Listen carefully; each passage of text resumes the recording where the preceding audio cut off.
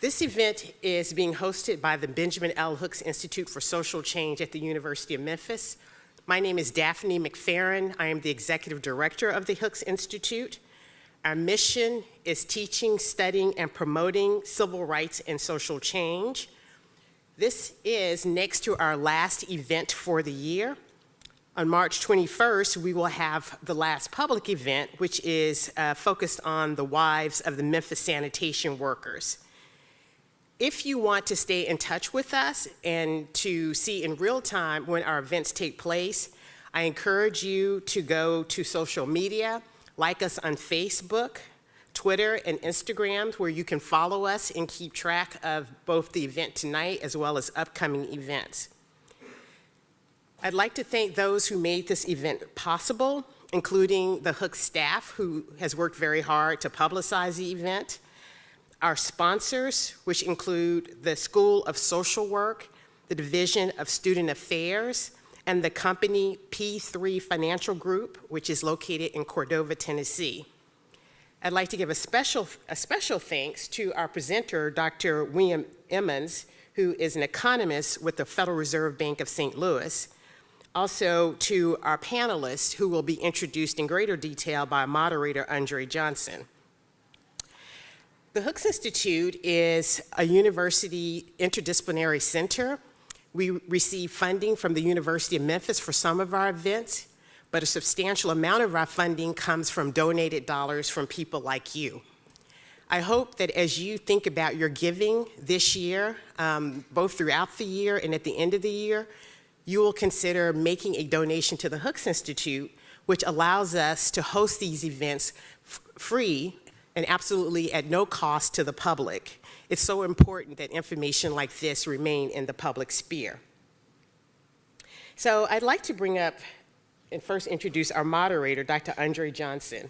He is a dear friend of the Hooks Institute, having been both a grant recipient, which grant funded in part some of the research that he and his colleague, Amanda Neal Edgar, used to write the book, The Struggle Over Black Lives Matter and All Lives Matter, which was published last year. In addition, Andre has worked with the Hooks Institute on a number of programs. He is in the Department of Communication and Film. His focus is on communication studies, with a specific emphasis on issues impacting people of color, disadvantaged people, people marginalized, and especially African Americans. I thank you very much, Andre, for agreeing to moderate this panel tonight, and I'd like to welcome Dr. Johnson to the stage. Thank you. Come on, we can do better than that. Daphne McFerrin, ladies and gentlemen, our director, and an awesome director and leader she is. I am honored and privileged tonight to moderate this wonderful discussion and panel. I believe we are in for not only a good time, but also valuable information that that not until recently have been like unearthed and discovered, especially some of the issues that are facing black boys and black men. And a lot of those issues are open and hidden in plain sight a lot of times because we have not stopped long enough to just look at the numbers. But tonight we begin that journey. It is my task to introduce this evening our keynote speaker, Dr. William Emmons. Bill Emmons is an assistant vice president and economist at the Federal Reserve Bank of St. Louis. He also serves as lead economist in the bank's Center for Household Financial Stability and as president of the St. Louis Gateway chapter of the National Association for Business Economics.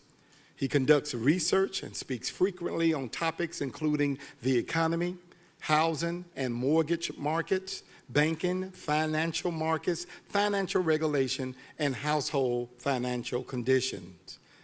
Dr. Emmons has been with the St. Louis Fed since 1995.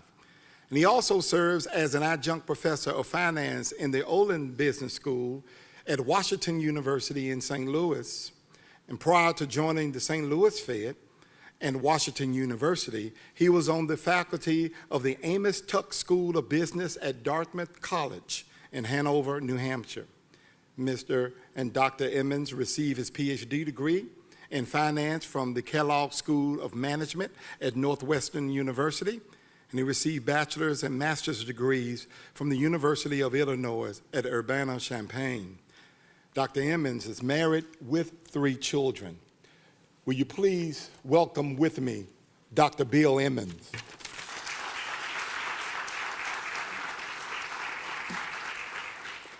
Thank you, Andre, and thank you, Daphne, for organizing this, and the Hooks Institute for making this event possible. Now, if I can, I'm going to try to use this. So we're going to talk about the economic challenges facing African American men and boys in 2 main stages. First, we're going to do the data, the research. Then we're going to bring up the panel. You'll hear a lot more from Andre at that point, and get to lived experience, getting beyond the numbers, beyond the research. I should say at the outset, these are my views, not necessarily those of anybody else at the St. Louis Fed. So in that first data and research part of the discussion, I will also take that in 2 parts. First, some of the work that I and my colleagues have done at the St. Louis Fed using a Federal Reserve data set called the Survey of Consumer Finances. So we have good data, really good data that go back almost 30 years now. So I'll show you some of those numbers and some of those trends, and just to kind of fix in your mind some of the specific levels of income and levels of wealth. And we'll most typically be talking about the median family, that is the one that ranks right in the middle if you ranked everybody from the lowest to the highest income, lowest to the highest wealth. So really the conclusions, what I'll show you with these numbers and pictures, is that there are large gaps in the typical income and the typical wealth when you look across racial and ethnic groups. And that's true of income, it's especially true of wealth. Those gaps are larger. It is also the case that these gaps are persistent. Our data go back, as I said, almost 30 years, but even some of the other data, which are not quite as high quality, would say, going back even further, that these are persistent gaps. So one of the things that we and many other people have tried to think about is, what are some of the pathways to reduce those gaps? And of course, an obvious one is education, especially higher education. Of course, primary and secondary also are critical, but we have good data that will allow us to look at differences in college graduates' income and wealth. What we have found, and this is consistent with other researchers, college itself does not seem to level the playing field. And so I'm going to speak a little bit about what I think some of these results suggest, that there are deeper issues that we really need to grapple with, and I think Daphne alluded to that. These are only the beginning pieces of information that you really want to keep in mind when we start to try to dig down and get at some of those deeper issues. The second part of the discussion now will go beyond what we have done and look at some work done by an economist named Raj Chetty and a team of other economists. And they have, I think it's no exaggeration to say, the biggest, the best, the most comprehensive data set ever assembled, probably in any country, but certainly in the United States, to study questions like this. They still can't get all of the answers, but they've got such a big data set, and they've gone a long way to try to illuminate some of these questions. So in the first step, using the data from the Fed, I'm going to show you just what these gaps are, speculate a little bit about why they are so large and persistent. And then in this second part, in the Chetty Research, we're going to be able to dig down and come up with a couple of conclusions, and I'll get into this, of course, a little more later, really the bottom line, and that's really why this program is focused the way it is, it appears that black boys have more difficulty achieving and maintaining upward mobility or higher income, higher wealth status than others. And that includes black girls, but also males of other races and ethnicities. And in trying to pinpoint why that's the case, why these economic challenges seem to be so strong for African American men and boys, what Chetty and his colleagues will conclude that there are structural disadvantages. And this isn't news probably to most people in this audience, but to be able to get the numbers, the evidence that really supports that, I do think is important. Because, and here again, I'm speaking for myself, not necessarily for the Fed, but I think there are a lot of people in our country who don't want to acknowledge the possibility that there are these deeper, longer lasting legacy issues, structural issues, which are still profoundly important in determining the outcomes that we see today. So we'll talk about how poverty in a neighborhood where a child grows up has profound effects on that child, and how bias, racial bias, affects some children more than others. Okay, so that's the outline. The first step is this data from the Federal Reserve. And what we've done at St. Louis and the Center for Household Financial Stability is when we get a new wave of data, this comes out every 3 years, we dig into it and take in 3 steps different angles or use different lenses to split the population. And what we have done is look at race and ethnicity, that is families separated by race or ethnicity, and these are as identified by people being interviewed, so these are self-identifications. As in the census, you are free to give more than one identification, and what we've chosen to use is the first listed in each case. So the basic unit is the family. If it's a single person family, that's fine too. But that's kind of the economic unit that we're looking at.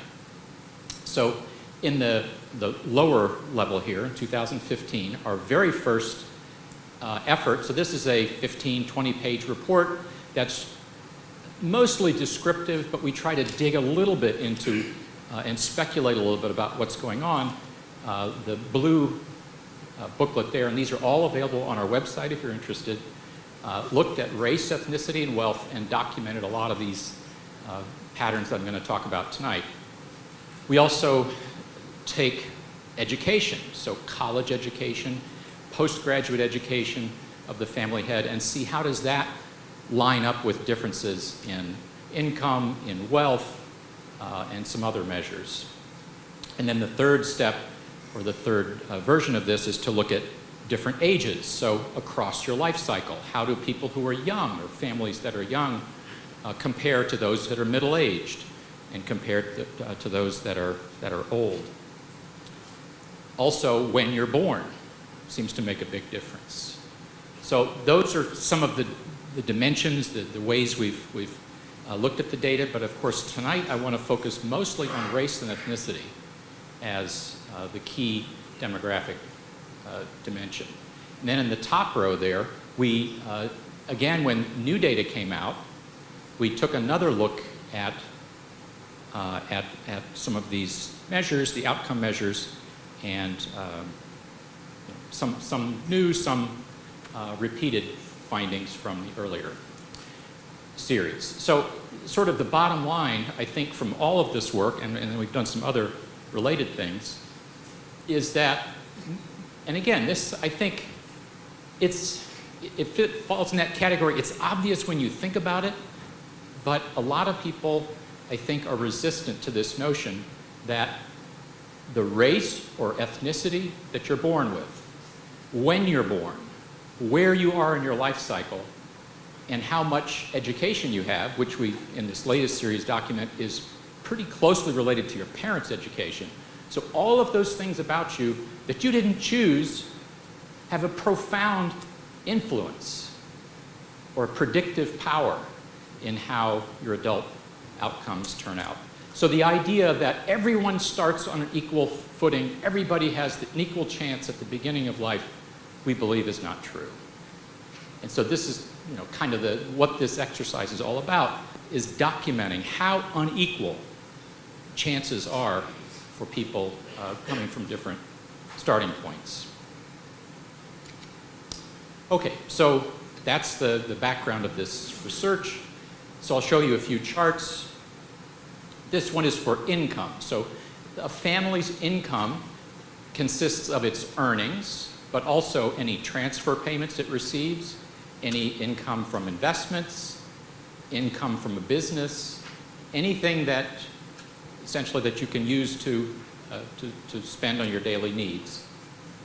And so these are for the 4 major racial and ethnic groups in the United States, or classifications: non-Hispanic white, non-Hispanic African American or black, and Hispanic, which can be of any race.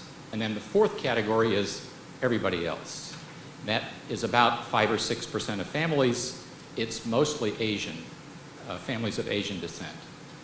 So in this chart, the median, that is the typical or middle ranking income level for a white family, is defined as 100%. That's the solid line there. And then the other groups are shown relative to that. So first, the purple line there, if you can see the label, is this other races and ethnicities group. So these are mostly Asian families. That group has been similar to whites, and in fact has been above whites, as you can see, for most of the last couple of decades. And we think, and this is, of course, many people who've looked at this would say the same, is related to education. Asian Americans have more college education than white Americans, and so that does translate into higher income. The green and red lines represent Hispanic and black, respectively, the median in each of those groups relative to the white level. And so you can see there's been a bit of upward progress over this almost 30-year period, but not a lot. And even at the end of the period, there's about a 40% gap. So the typical black or Hispanic family has income about 40% below the typical white family. So here's wealth, or net worth. This is the value of all of your assets minus all of your debts. So the value of your house. This even includes things like your car, your savings accounts, your retirement accounts, any business assets that you might own, minus all of your debts, mortgages, credit cards, student loans, auto loans. What's left is net worth, or wealth. So this shows, for the most recent wave of this data set, 2016, what was the middle ranking, the typical family of each race or ethnicity, when we calculated those net worth figures. And you can see black families about $16,000, Hispanic about $22,000, the other race group about $100, and whites about $163. So this, of course, raises quite a big question. These gaps are a lot larger than income gaps, and they've been around for a long time. So how could it be that the wealth is so different? It turns out that the gap is more on the order of 90% in wealth, whereas it was 40% for income. And there's been, I think, more discussion, thankfully, more discussion in recent years about what are some of the roots of this, the causes of these enormous wealth gaps. Certainly, the fact that wealth is an intergenerational, a cumulative process for many families. Not only the wealth that might get passed down directly from children or parents to children, but even grandparents to grandchildren, but all of the associated things that go along. The connections, the knowledge about how to use financial instruments or financial institutions, as well as public policies, some of which have been blatantly discriminatory Certainly we don't have to go that many years into our own past to see where public policies were actively discriminating and causing some of these wealth gaps. So here's the 30-year, or since 1989, evolution of these gaps. Again, compared to white, which is 100%, and that's not even shown on this chart because it's higher. So the other group is somewhere around 70%. And that in itself is kind of interesting, that the other, the mostly Asian group, has incomes very comparable to whites, even a little bit higher, but wealth is lower, which might make you think, well, maybe there is some sort of a long-lasting advantage that white families have or have had in accumulating wealth that goes beyond just earning income, but goes to some of these other channels. And of course, that's one of the main things we've been interested in studying the last several years, is why are these wealth outcomes different than income?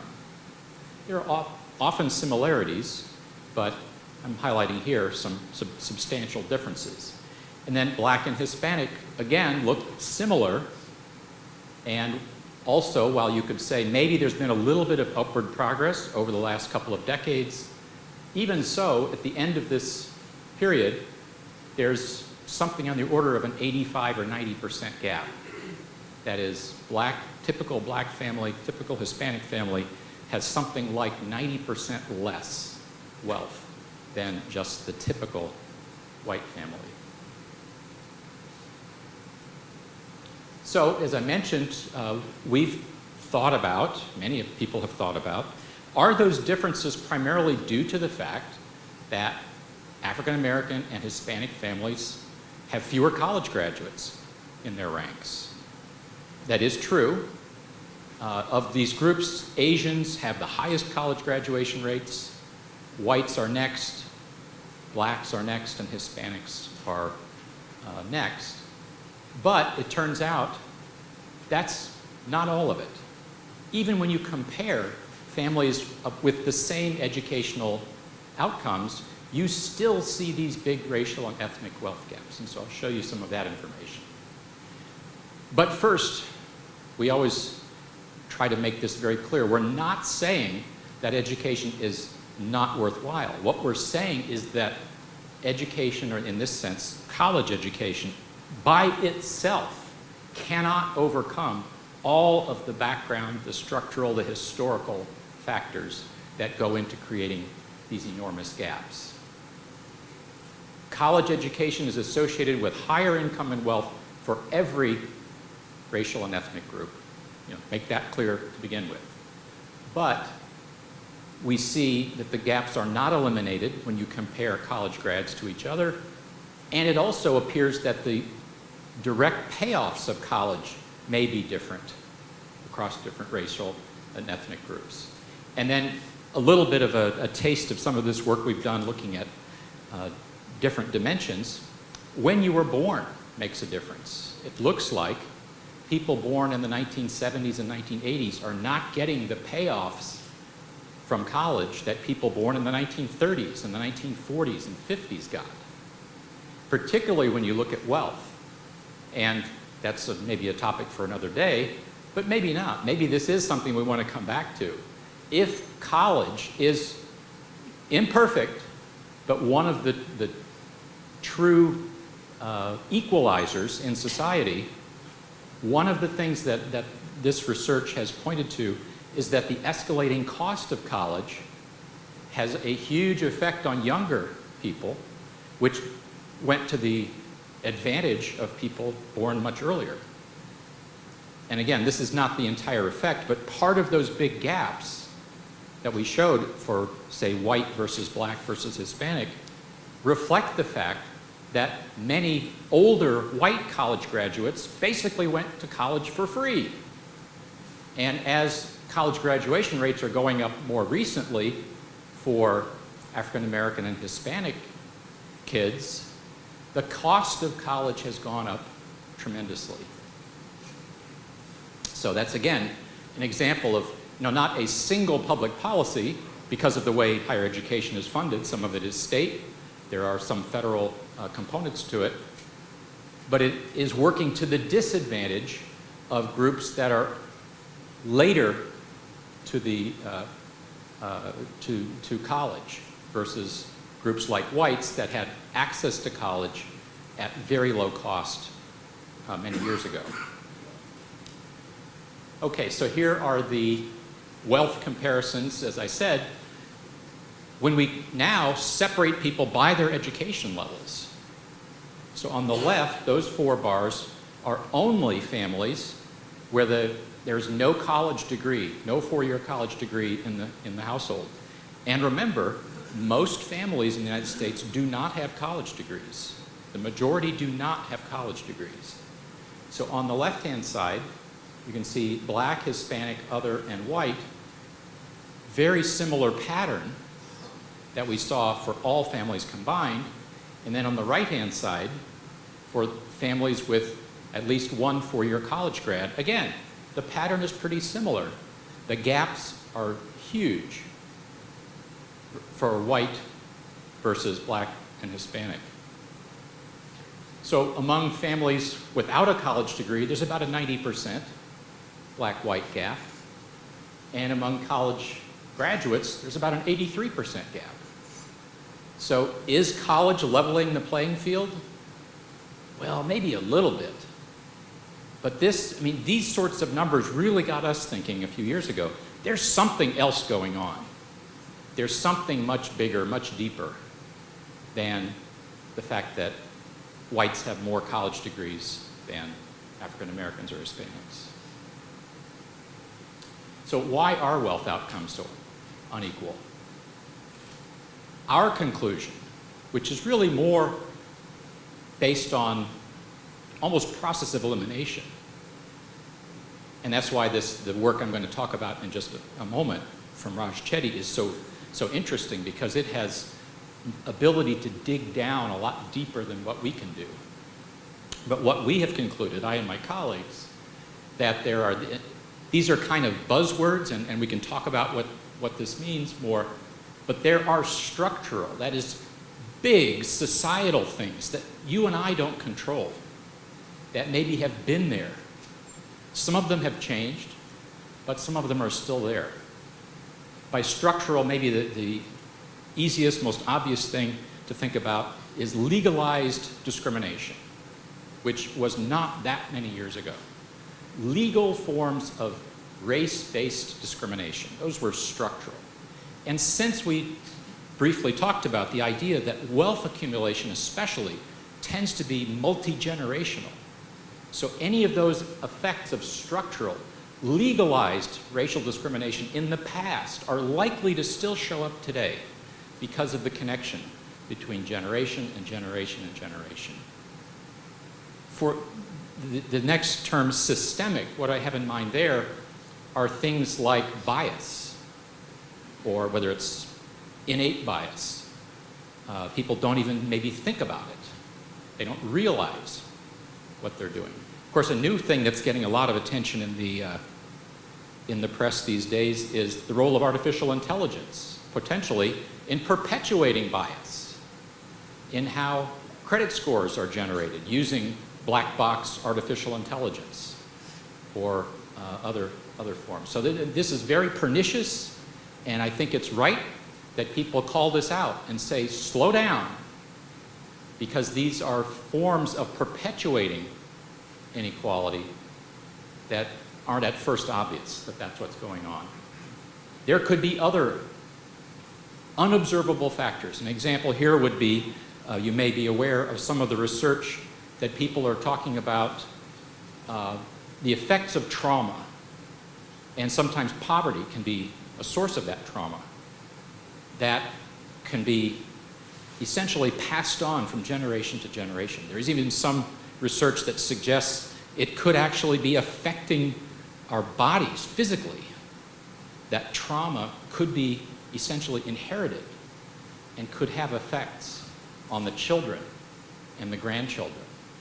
So these are different ways to think about these, very maybe hidden in some ways, but maybe not so hidden when we think about the sources for these enormous gaps in outcomes.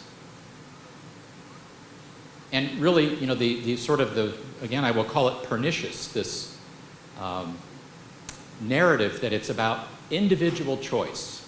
Your outcomes are entirely due to your own choices.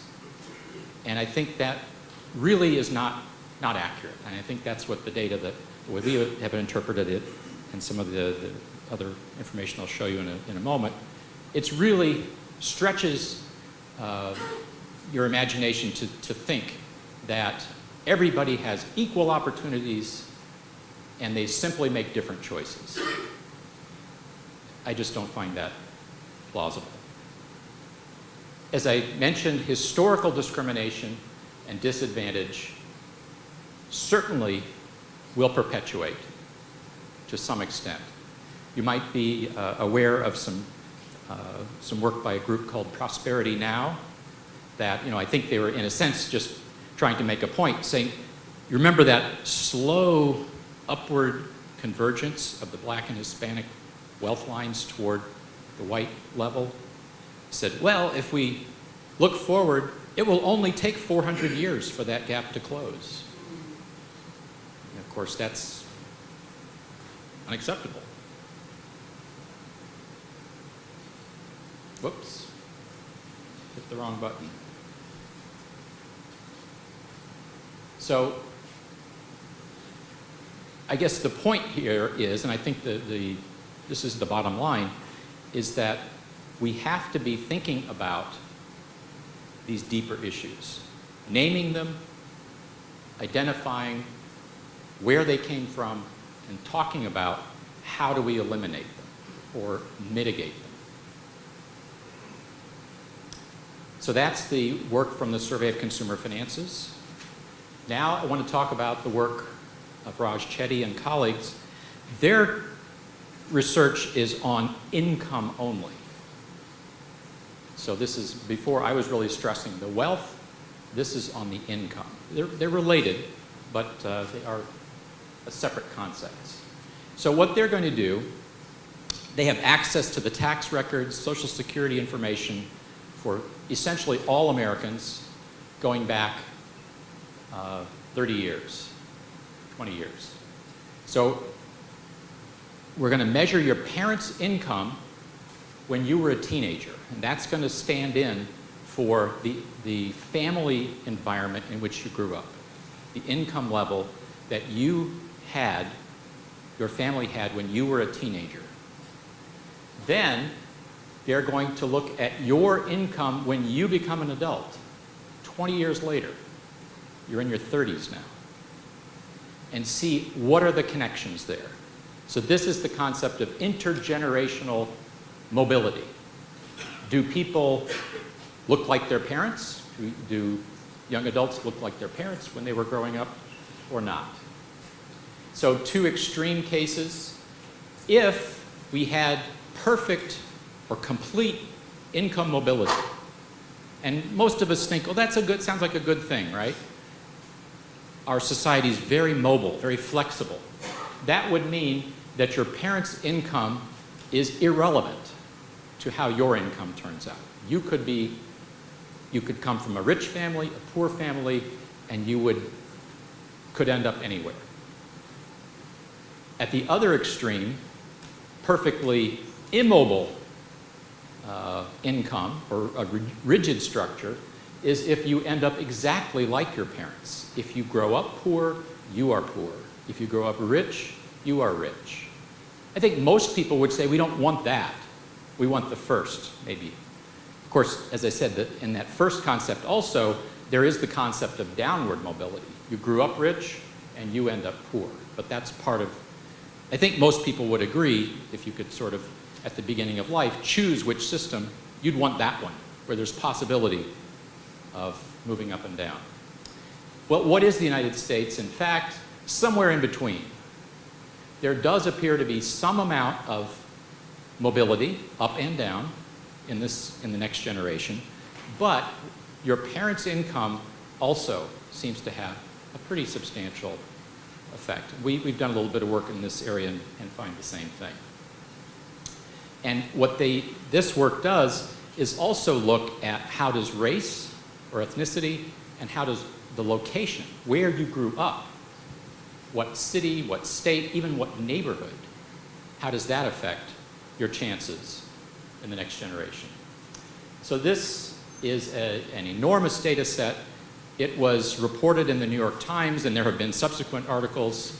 And this got a fair amount of attention just about a year ago.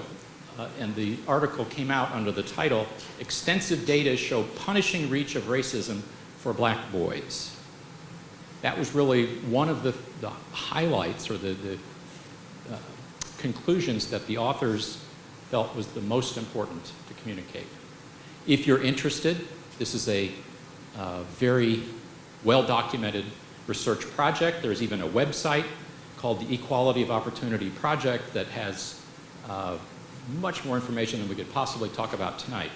And I'm just going to summarize some of the work that comes out of this single working paper, research paper. So here are some of the specifics of what they found. And these are similar to what we talked about before. So we're going to take, in this case now, they're going to have 5 groups because the data set is so large that they have statistical confidence that they can even break out Native Americans, and that's unusual. That group is usually too small to be able to consider separately. So the first column of numbers shows, remember that first step, given the kids or young adults we're going to be focusing on, what was the income of their parents when they were teenagers? So back in the 90s, and so this is the middle of the income distribution. Among whites, it was about $70,000. And that was at the 58th percentile, so out of 100, ranked between 0 and 100, the white average family was a bit above the middle. The Asian family was $53,000, right about at the midpoint of the distribution. Hispanics, $33,000 at the 36th percentile. So this is substantially below the average for the overall population. Native Americans similar, and Black a bit lower at 29,000 or the 33rd percentile. Now, what was the income of the children in their 30s? Among whites, it had dropped a little bit, from 58 down to 56 in that ranking. For Asians, it had risen a lot.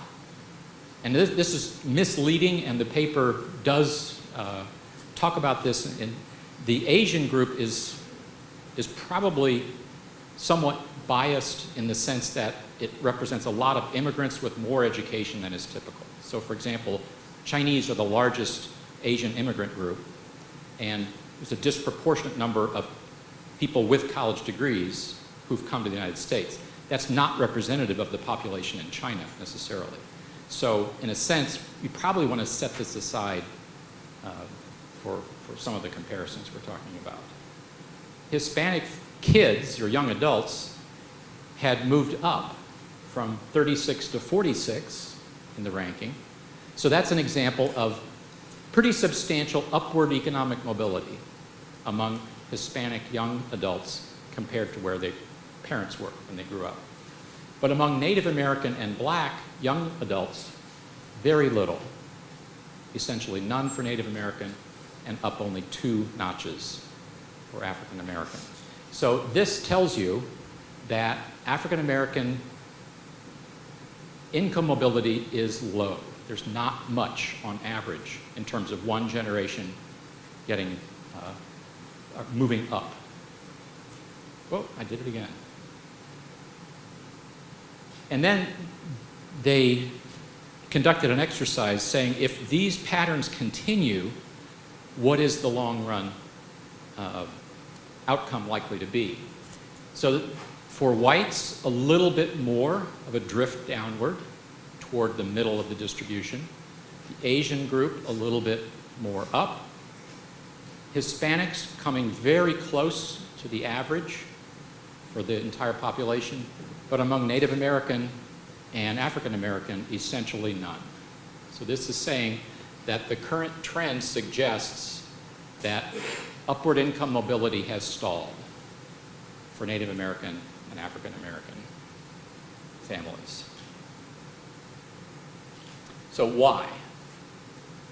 Well, they look at, there are really two things going on among African American young adults. A low rate of upward mobility among very low income children. So this is an example or illustration of generational poverty. There are a significant number of African American children who grew up in poverty who will remain in poverty as adults. So from generation to generation, this is more common among African American families. And this was really the headline in the New York Times. There's also a higher rate of downward mobility among young black adults who grew up with higher income. So this is the idea that sustaining middle or upper middle class status was more difficult for blacks than for other groups. As the authors characterized it, black children continue to fall behind their white peers even if their parents had caught up. So the next generation, the persistence, the passing on of that advantage was more difficult for blacks. So what Chetty and his co-authors did was, well, let's see if there's a difference between boys and girls. And in fact, they found the answer is yes. So in a sense, the fault line, the issue here is black boys are not doing as well as black girls in maintaining that upward momentum. In fact, black girls are just as upwardly mobile as white girls with the same parental income. Black boys are not. They're much more likely to earn incomes far below white boys, even with the same parental income. And in fact, black girls' high school completion and college attendance rates are higher than those of white boys. So these facts are an example, or a specific example, of a broader question: why do girls do so much better than boys in school? It's increasingly clear that girls of all races and ethnicities have higher high school completion rates, higher college attendance rates, higher college completion rates than boys. But what this research highlights is that in addition to that gender gap, there's also a racial gap, specifically black boys.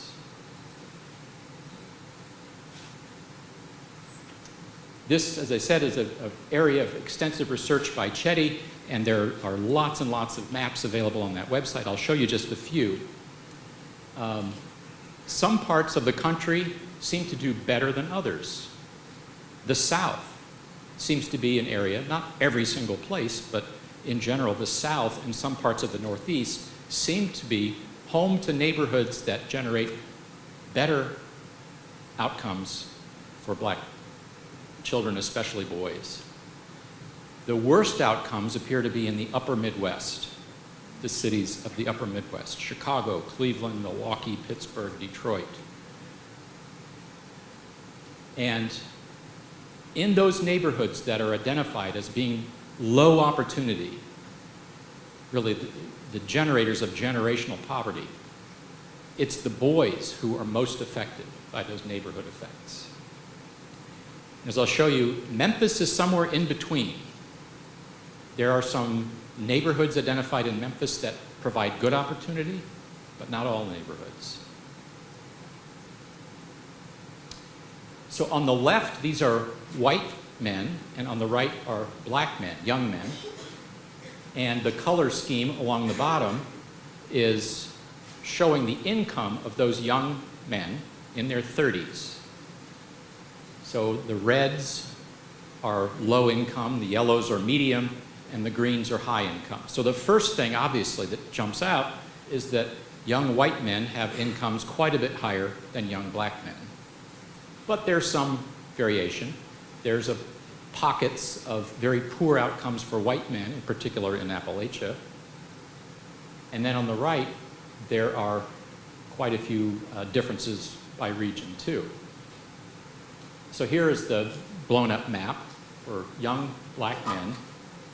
And just impressionistically, areas that do above average are in the Deep South, New Orleans, Houston. Some areas of the Northeast, Washington, D.C., there are some neighborhoods in New York. In the middle, maybe, would be places like Memphis and Louisville. And then very poor opportunity neighborhoods include the upper Midwest, some parts of the Carolinas, Virginia, Florida, some parts of the far west. Now, it's not obvious to me why there would be this pattern. And I don't know that there is a single explanation. Here's a little bit closer look. So that, remember, the deepest, darkest reds are the lowest incomes. The yellows are the in-betweens.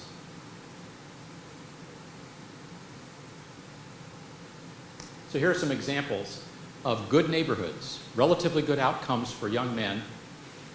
And these are now all comparing low-income neighborhoods. So these are neighborhoods where the average income is only about $27,000. And that's on the left-hand column there.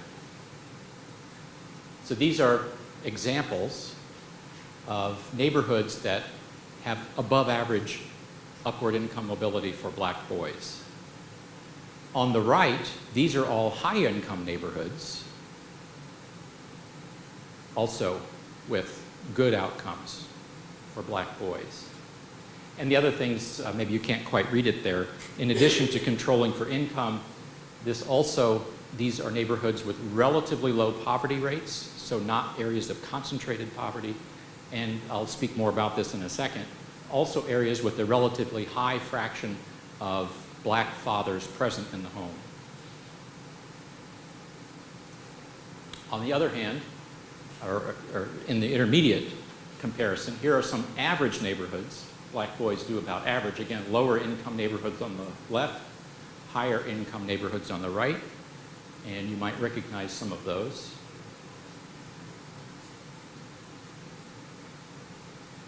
And then examples of bad neighborhoods. Low opportunity neighborhoods is what Chetty and his co-authors call these. And these are dominated by neighborhoods in Chicago, Detroit, Cincinnati. These are low-income neighborhoods, and even high-income neighborhoods have poor outcomes for black boys in those listed in Chicago and Detroit. So why are Chicago neighborhoods worse than New Orleans neighborhoods? They rule out some popular explanations. It's not due to individual so-called race-related shortcomings, because black girls do much better than black boys. It's not due to family structure or marriage rates, because, and this was, I thought, a very interesting and provocative finding, it's not the presence of the child's own father, but the share of fathers in the neighborhood that seemed to be most important. And it's not primarily due to bad schools, say, because again, black girls do better than black boys, even in the same school. So what do they think it is? A couple of the things that they believe are going on is this neighborhood effect of having a relatively high fraction of fathers present in the neighborhood.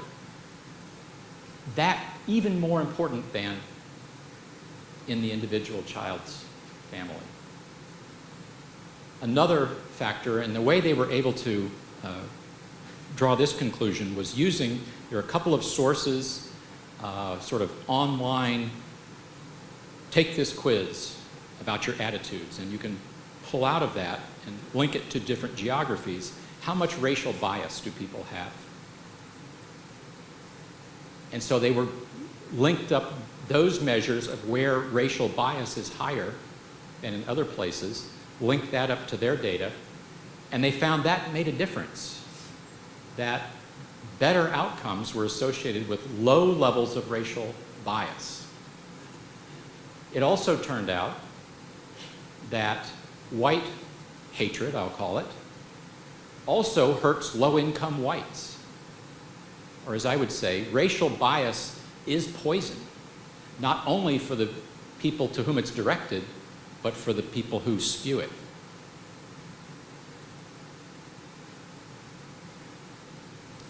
But the reality of America is that there are many more of those Chicago neighborhoods than there are New Orleans neighborhoods. The majority of African American children are growing up in lower opportunity neighborhoods. If you could design these ideal neighborhoods that had low levels of poverty, even if income is low, just not having concentrated poverty, having many black fathers present, and having low racial hostility from whites, that would be the right mix. Of course, the question is, how do we do that? I've talked about some of these effects, the cumulative effects, the multi-generational effects.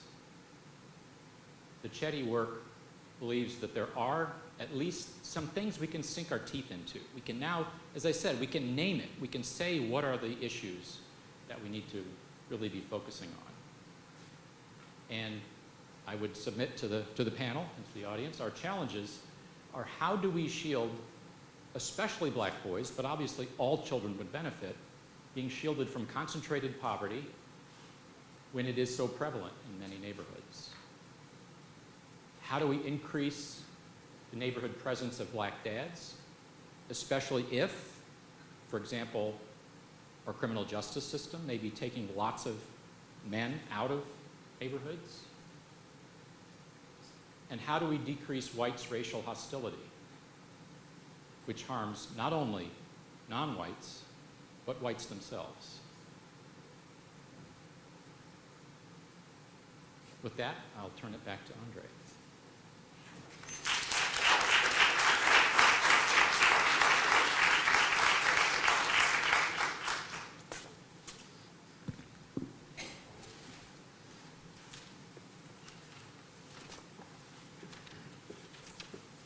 Emmons, I've already been asked if you wouldn't mind, would you be able to share that PowerPoint with the audience? Great. Another round of applause for Dr. Emmons, ladies and gentlemen.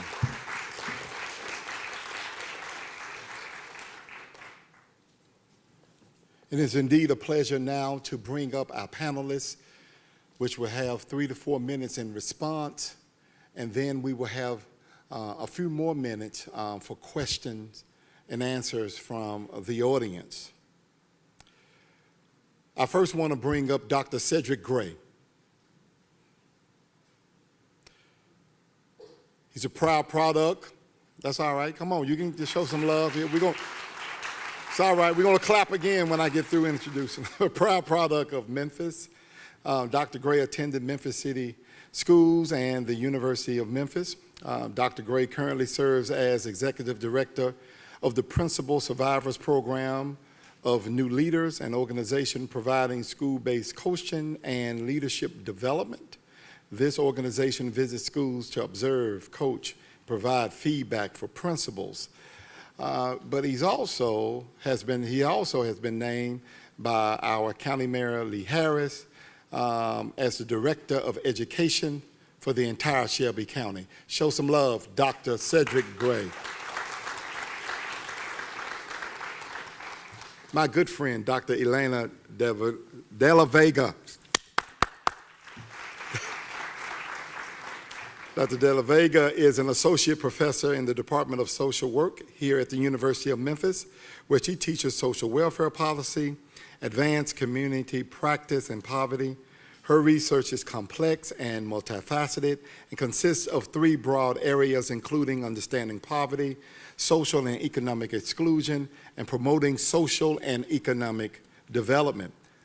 Dr. Delavega evaluates the research component of the Hooks African American Male Initiative, assists in Hooks Institute grants, and plays an integral role in the writing and publication of the Hooks Institute's policy papers. And you may be familiar with her research during the MLK 50 celebration, which was a big hit and much needed information. Again, Dr. Elena Delavega. Dr. Greg Washington.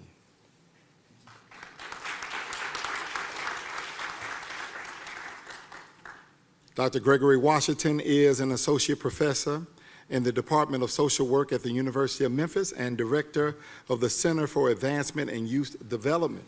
He's also a licensed clinical social worker that works as a clinical consultant. He is the advisor of the Hooks Institute, the Hooks African American Male Initiative. His research interests include culturally centered empowerment methods and the risk and protective factors associated with youth development. A major goal of Washington's work is to identify and promote the use of innovative, culturally centered group interventions and reduce the risk for disparities in behavioral health and incarceration outcomes among young people of color. Again, Dr. Greg Washington. And then Dr. Darrell Ray.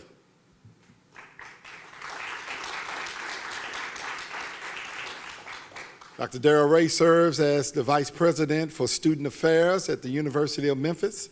In this role, Dr. Ray is responsible for the 14 departments charged with promoting student success and engagement in support of academic mission. He also serves on the University Process Improvement Council and the Academic Research and Student Success Subcommittee to the Board of Trustees. Again, Dr. Darrell Ray. And one more time, a round of applause for this great panel.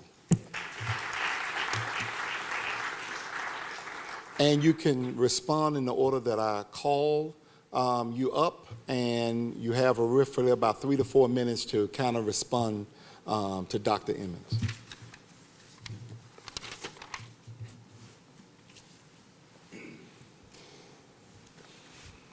Good evening. Good evening. I am not certain that I am even qualified to share the dais with such esteemed professionals, but I am indeed grateful for the invitation to be here this evening. Pull up a couch. I was a principal at Leicester Demonstration School in the heart of Binghamton, and what had become part of my process in integrating into a community from which I was not a member would be to walk the streets the summer before to make sure our students knew school started on a particular day and that they would be welcome in the building. And so on a particular Wednesday afternoon, as a matter of fact, as I was making my rounds through the community, I ran into a mom who wanted to speak with me. And so as I approached the porch, she said, "Come on up, Dr. Gray, pull up a couch." And so when I walked up on to the porch, I noticed a couch on bricks. And right beside it, I noticed a broken down washing machine. The couch itself and the washing machine represented patio furniture. And so for where I grew up, we would get patio furniture from Big Lots, Sears, maybe even Walmart. But in the neighborhood we were serving these children, it was a couch on bricks. It was then that I knew that we were responsible for more than just the 3 R's. We were responsible for a 4th R, not only reading, writing, and arithmetic, but the 4th R I call college, career, and workforce readiness. We are responsible because children in a new era where poverty is not an excuse to give in, it must be a provocation to act. We have to, and we have arrived at a place that as an educator, I'm just a teacher at heart. I've been blessed to be superintendent in a couple of districts and just really astonished by the grace given to me. But as an educator, I feel that education is a key to changing the excuse of poverty. And I think we do that by providing universal pre-K within Shelby County. And the Mayor Harris's plan and vision is to provide, to go from 6,500 seats to 8,500 seats over the next 3 years. I also think that we have to provide workforce investment opportunities for our young people so that they leave high school with a diploma as well as a certificate. And last but not least, when young people get in trouble, we don't throw them away. We help them be rehabilitated. Because guess what? One way or another, if they get back out into the community, they're either going to be productive or constructive. So you choose. Thank you.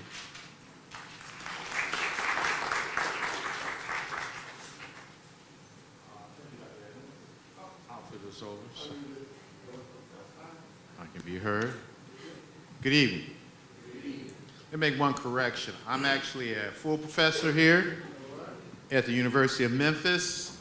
That's significant because I'm also from one of those Chicago neighborhoods.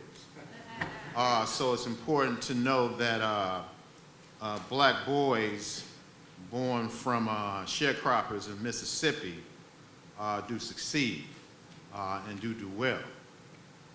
Now I'm clear that my father being in my life and mentors in my life have been significant to me being able to be here today. So, you know, as I was listening to the professor and looking at the extensive data, I must admit I was not surprised, and I was feeling something. Okay, I'm one of those scholars and academics. I do this because I feel there's a passion, and I feel that I've been given something that I need to share.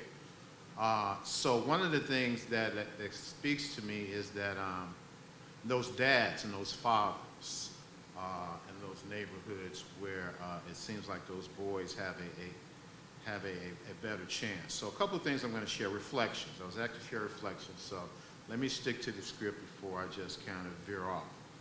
One of the things is the need for us to direct our young men, our young boys into pathways of optimal development.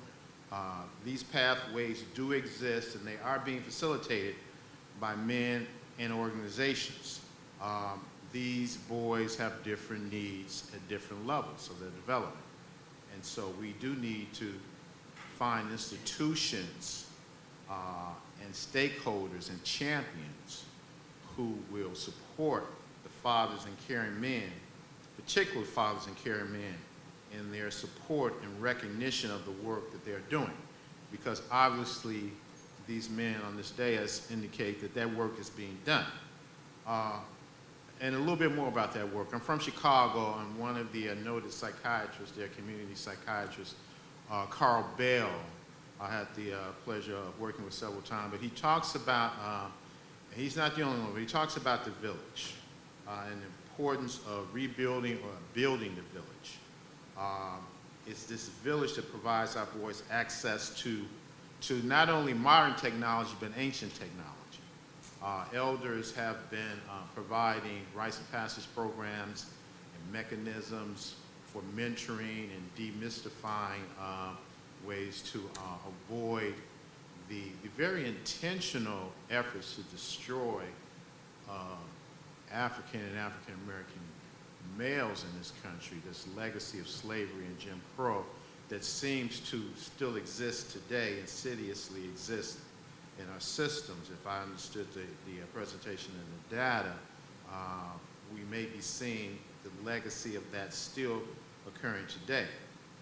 In addition to that, the other piece about promoting those efforts that give our boys the best opportunity for success, improving our mechanisms for bonding and attaching and being connected to these boys, particularly at these critical junctions of their development.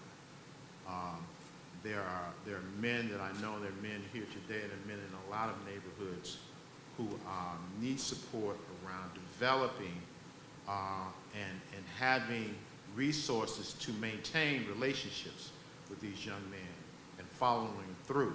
There are a lot of hurdles and obstacles. Again, if I didn't have my father in my life, all the way up into being a young man and older than a young man, I probably wouldn't be sitting here today. So those networks exist, and they need to continually be replenished. Because one of the things that we know is that our boys, a lot of our boys know that they are targeted. They know that their risks are higher. And I think one of the things we have to do is improve their self-esteem and let them know that they are, in fact, supported. Lastly, all of our efforts need to be directed, I believe, at creating this protective shield, this adult protective shield for the boys in our communities. Black History Month, Umoja is unity, and I believe that across many spectrums, we need to intentionally understand that we need intentional efforts to support the healthy development of our boys. Thank you.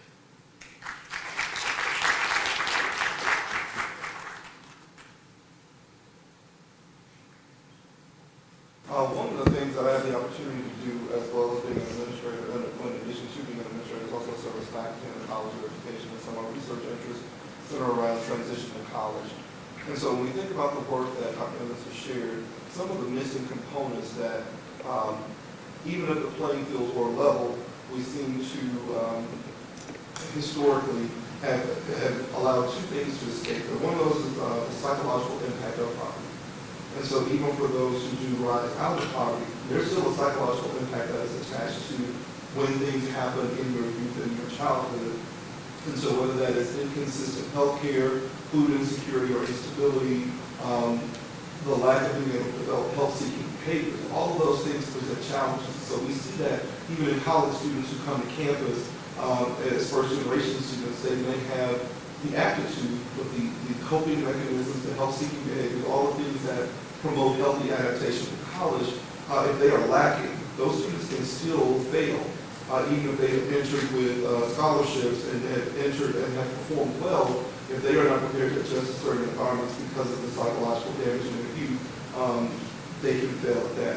One of the other missing pieces from some of the conversations that we've seen evolve over time as well is looking at the role that the church and faith may have played in communities. And so that can have an impact, not just geographically, but, and I know we attach religion to some areas of the country more than others, but historically the role that the church has played in the African American community and what that looks like today, especially in terms of serving youth, may need to be revisited to address some of the challenges faced. And the third one is the disparity in terms of inconsistency in the instruction of our children at the K-12 level, where learning the basics and the fundamentals seem to fall through the cracks, where there can be gaps in instruction and gaps in how students are treated. And so whether that is disparity in school discipline, which then can lead to more missed days of instruction, which then lead to poor performance. And so all of it is a big circle, and it has a huge impact on boys' ability to grow into healthy men.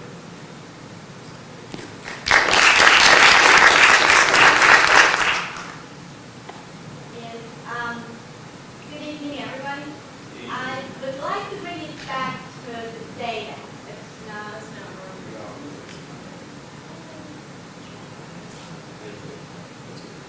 evening. Okay. I would like to bring this back to the data because the numbers do tell a very important story. So the first thing that I thought when I saw the data and the graphs and all the research that Dr. Emmons has done in Chetty, in addition to being jealous of Chetty because of the data he got, was I'm not surprised. I have seen this. I have done this. I have calculated and looked at the same numbers for Memphis, and they just reflect, Memphis reflects the national reality, perhaps in a little bit of a worse way in some ways, but we still see those things. I have been tracking Memphis poverty since 2011, and those disparities in poverty rates and those disparities in income are familiar to all of us here in Memphis. We have seen them. In addition, that study, that 2018 study that I did for the Civil Rights Museum, that shows the disparity in income for African Americans and whites. That's 70 years. I started in 1950. And there is a little bit of a jump. There is gains made in income right after the 1950s, and it's the civil rights movement. My favorite act, my favorite decision of all times, the 1954 Brown versus Board of Education, had tremendous impact. Civil rights movement had tremendous impact. But after that, the income of African Americans relative to the income of whites stays at 50%. And it stays at 50% throughout the 80s, and it stays at 50% in the 90s and 2000. It doesn't matter what else appears to be happening in history, the income is resistant at 50%.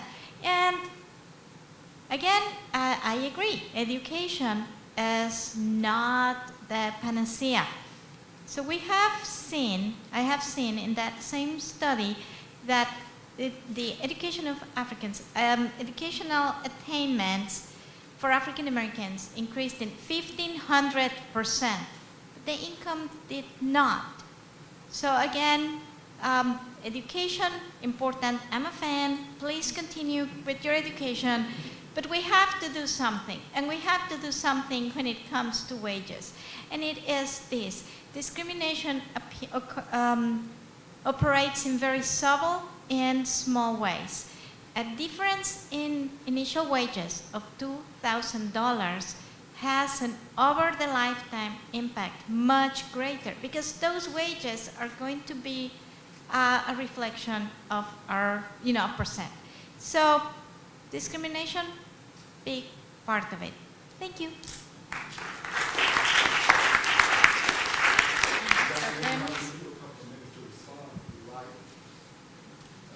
I'd really like to hear from the audience. Those were great observations. Thank you very much for those comments. Thank you. And now we can open up for questions from the audience. We do have microphones.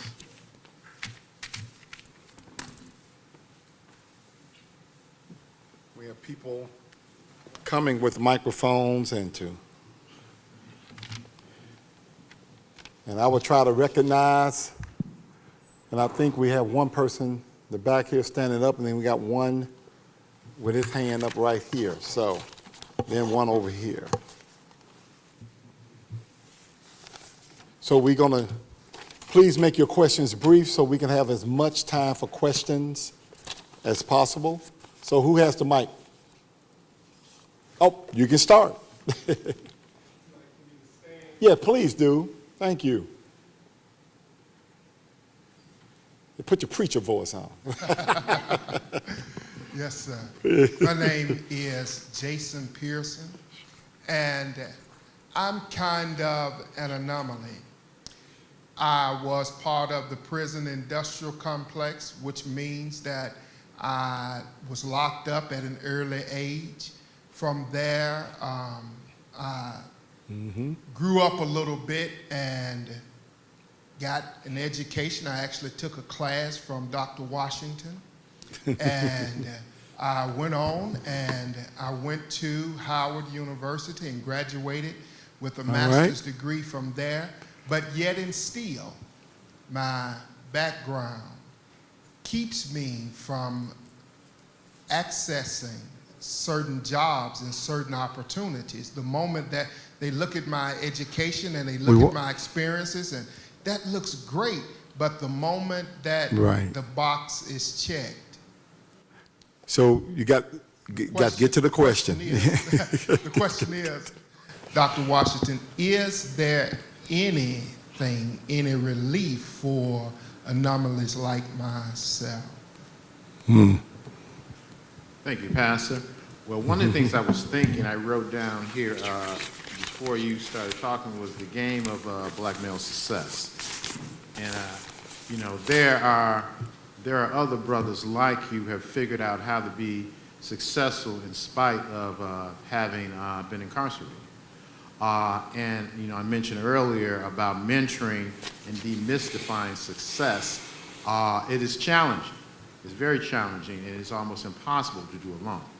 So I do think that that with mentoring and networking and connecting ourselves with those individuals who, and I talk about the game because, you know, there's a lot of bias, there's a lot of intentional barriers in place, but it does not mean that it is impossible. So I think with mentoring, I'm going to do a shameless plug for one of the events that's taking place March 2nd and 1st, this Empowered Men Healing Men, that's taking place at the Universal Parenting Place in conjunction with Knowledge Quest, a community-based organization that's embedded in one of our neighborhoods, one of our impoverished neighborhoods, along with Lemoyne and College. But a key piece of that is men healing men and men networking with men who have discovered some opportunities how to be successful.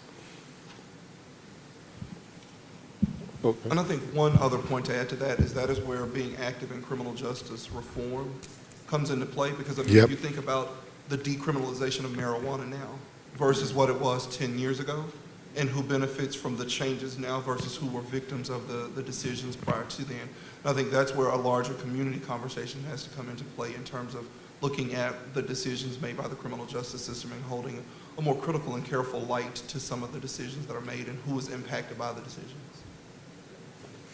Go ahead, Dr. Emmons. I agree with that. And the change, I think it was in Florida, that gave voting rights back to felons. And so, you know, that, to me, I'm, you know, at the Fed, I don't do politics, but voting is so critical because so many of these, what I called structural factors, are political decisions, like what are voting Policies. rights, and even how, generally, how we, you know, the climate that we have for criminal justice.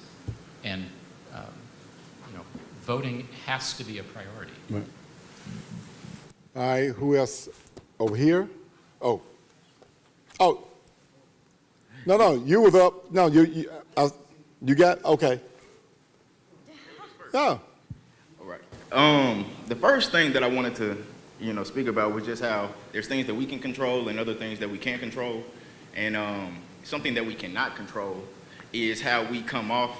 Let's say that we do have an advanced degree or education, how society views us, and I think we need to pay attention to how media has had a consistent effect on society's the way that they view us as a whole. And it's been a continuation ever since back in the day when they started with newspapers and other things. But being able to see young black men, not just as stories, but having an actual story, truly, I don't think there's enough of that in the media, but that's not my main point. Good. No, go ahead. Go. Just your question. Yeah. My question is, one of you individuals mentioned how we need to create a bubble or something to make sure that we stay protected and that no young black man gets left behind. Do you feel that we can utilize gangs to go in, have gangs help implement some of these programs, because a lot of times in that critical time period, I think between the ages of 13 to 17 is when they go to the gangs to meet a lot of their, the Maslow's hierarchy, the main four, the physiological, the love, self-esteem. Is there a way that we can utilize some existing structures and target the gangs to go in and help change the gang culture that can help amplify, our efforts? Question, changing the gang culture, yeah. Maybe I want to touch that one. What I would... go ahead, and then we're going to get the brother back here. He's been trying to get in. What I would suggest is there are leaders, there are individuals in their communities who have street organizational skills. Yeah. And who have respect, and they have influence and power. And some of those individuals would find it difficult to operate in traditional settings. So I do believe that in some settings, gangs are not like gangs when I grew up. There's a little different challenge, I believe, and what organization and leaders exist. So I would say that there are individuals who have experienced incarceration, who have experienced challenges, who we do not need to write off as part of the solution. All right, brother back here, you want to get in on this? I used to work with the Blackstone Rangers and the Vice Lords when I was in Chicago doing my graduate work. I am an alum of the University of Illinois at Champaign, but out of 10,000 graduate students, there were only 250 African Americans. Now, we still have that bias. We've got to get past that. You have not told me what we're going to do to stop failing young black youth. Okay. Anybody wants to try to answer? Yeah. Yeah. So what we need to do is hold our educational leaders accountable and police accountable. And I think that Dr. Emmons has talked about the importance of voting and participation, and that is very, very true. In many ways, as a society, we do not necessarily care when young black men are put in prison, when a young black man is arrested at 13 and then given a life sentence, tried as an adult. And we're not really doing what we need to do. Very recently, there was a case, and this was a young girl, a young female, who had been put in an adult prison. And my dear friend, Joe Spiegler, with Joe City, did tremendous work to hold the state accountable as to why they were holding this girl in an adult prison. And he managed to actually have some legislation changed to where it's now illegal to have these minors with adults. What are we doing as a society every time that a young black man gets arrested? So I think that we have a responsibility to retake the 1960s and the civil rights movement, and to think about what are the civil rights movement issues of these days. And it is the unfair mistreatment and the disproportionate contact with our young black men.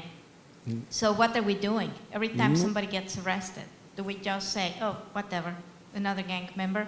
Or do we actually go and advocate for that person? As a society, we have to. As Memphians, we have to. Real quickly, just in regards to this school prison pipeline, I think one of the things we need to understand in some school systems, some of our charter schools and even SCS is understanding, we need to ask what is happening to our children. Why are they becoming in contact with disciplinary action so early? Trauma is one of the issues that is a huge one for cities like Memphis. These impoverished communities have large rates of community violence and domestic violence, and increasingly we have the opportunity to have our teachers and our institutions be more understanding and ask what is happening to our children and how we can nurture them and heal them and prevent them from going into the disciplinary route and try to give them some of the more mental health and emotional support that they need. I thought Darrell wanted. And very quickly, also one point is go ahead, Dr. we have to add more to the financial education piece, because to Dr. Emmons' point, even those who are earning more still end up with lower overall value. And so I think how we teach and train children and young people to think about money, even if they did not grow up with it, that is how you create generational wealth, to ensure that they are making some decisions early on and they understand the power of money and the power of the consumer power that they have with resources, so that as they grow and get older and go into the workforce, they think about money in a different way as it relates to building wealth.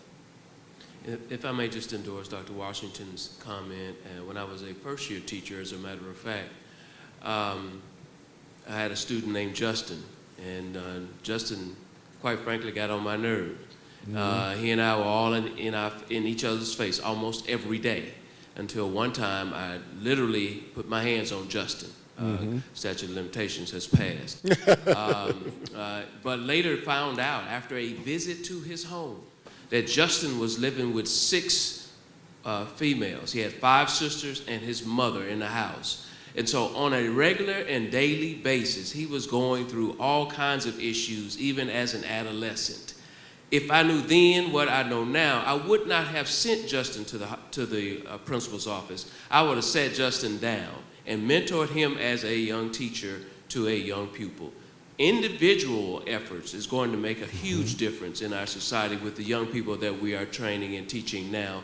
So the question is, what are we doing? The more important question is, what is that person in the mirror doing on an individual basis? Our teachers now are being trained, and county government, as a matter of fact, are being trained on adverse childhood experiences, ACEs, throughout our system. Not how to overreact, but how to respond to young people and to others as we do endure what I call toxic stress. So there's an individual approach, but then again, we have to make sure we're facing structures and systems, right?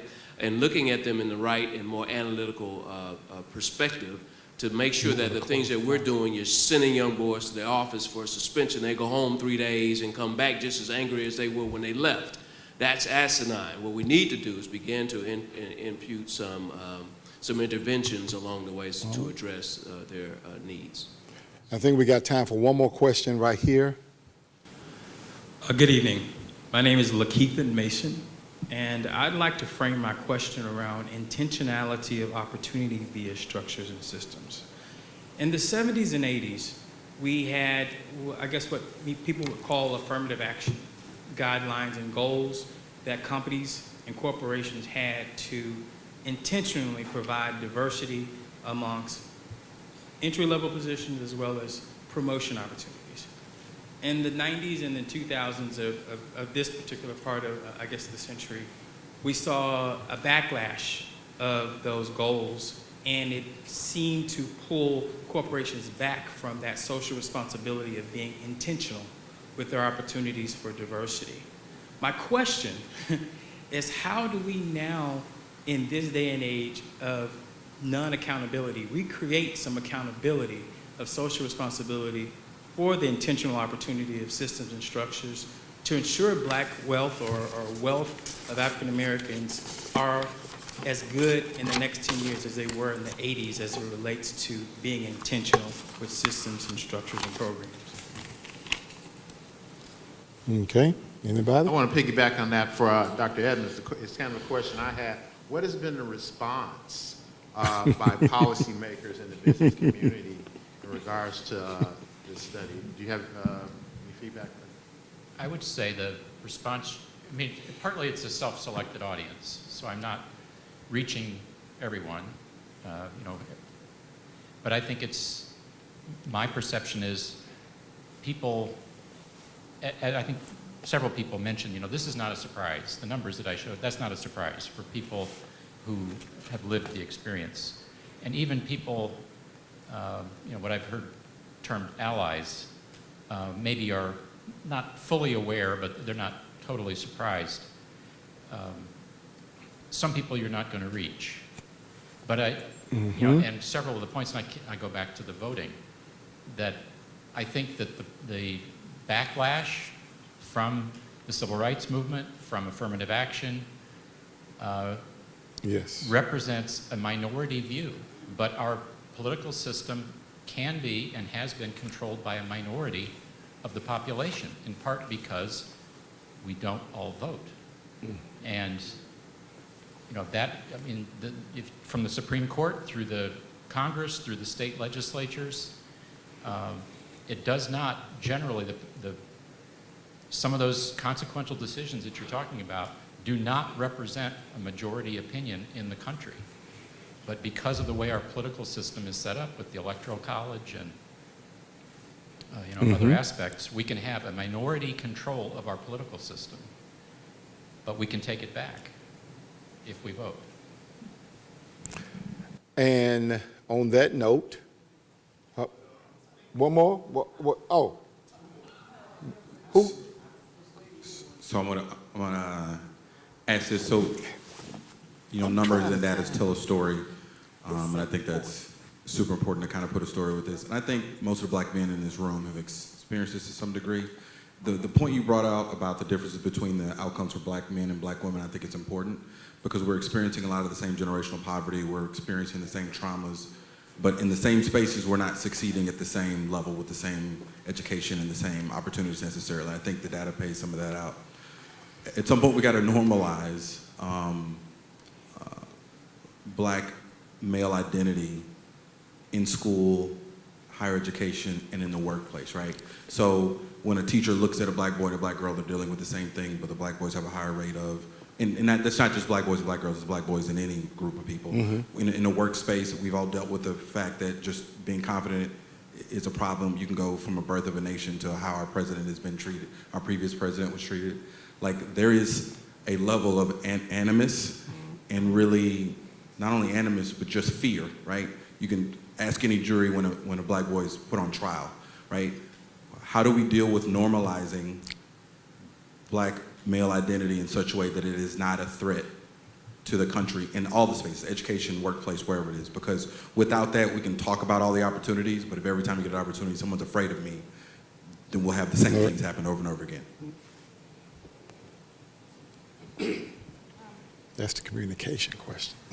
I think we need to call it out every time we see it. And I think that particularly people who are not black males are going to have to be very responsible to honoring the black males in our midst. So one of the things that I always hear when we're talking about black males and boys is, what do we do with them? How do we intervene with them?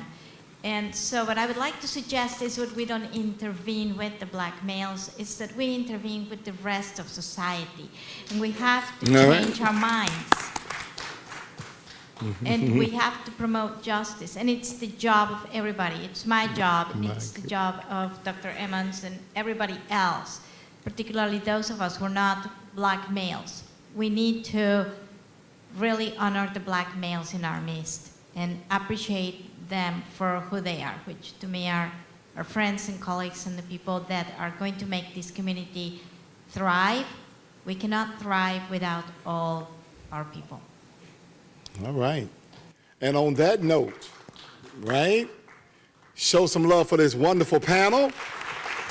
Now, I know there were still some hands up and you want to ask some questions, but do not fret, because if your question was not asked, there is, the videographer is out in the out back there, and you can ask your question on camera, and it will be hopefully later addressed. So I just want to say that. And also, there is a sign-up sheet in the back. If you're a student and if you need to just record your attendance, there is a sign-up sheet in the back to make sure that you do that, so you can get all the kind of credit that you need for attending this wonderful event.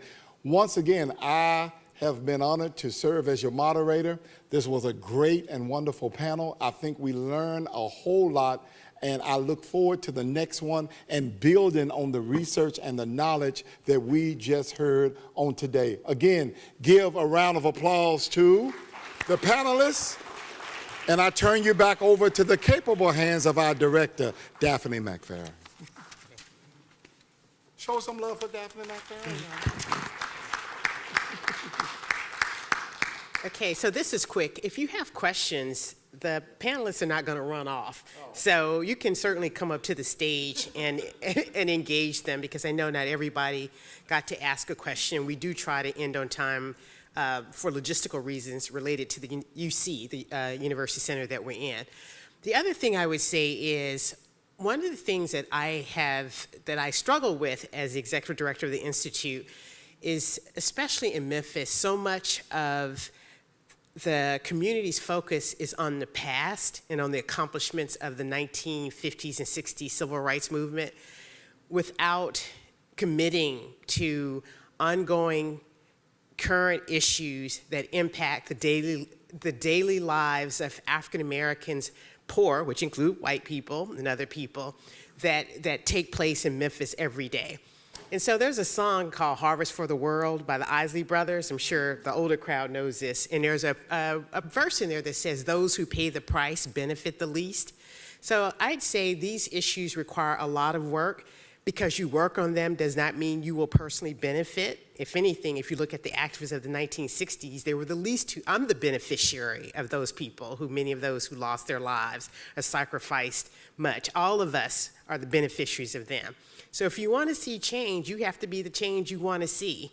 And so I encourage you to, while we respect the activism and the history of the past, your moment is now.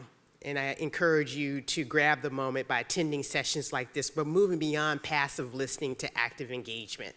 Thank you for coming. Have a good evening and safe travels home. Good night.